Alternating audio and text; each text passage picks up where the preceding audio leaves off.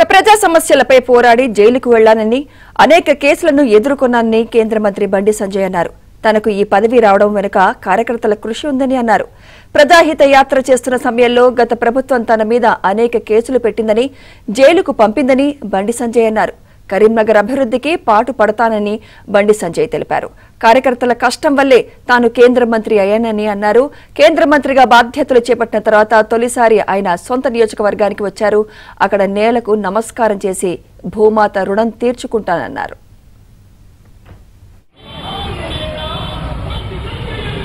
రాష్ట్ర అధ్యక్షునిగా ఉన్నప్పుడు నేను రాష్ట్ర అధ్యక్షుడు ఉన్నప్పుడు ఈ తెలంగాణ రాష్ట్రంలో బీఆర్ఎస్ పార్టీ ప్రభుత్వం భారతీయ జనతా పార్టీ కార్యకర్తల మీద ప్రయోగించినటువంటి లాఠీ చార్జ్ లాఠీ దెబ్బలకు ఇలా నాకు గుర్తింపు వచ్చింది.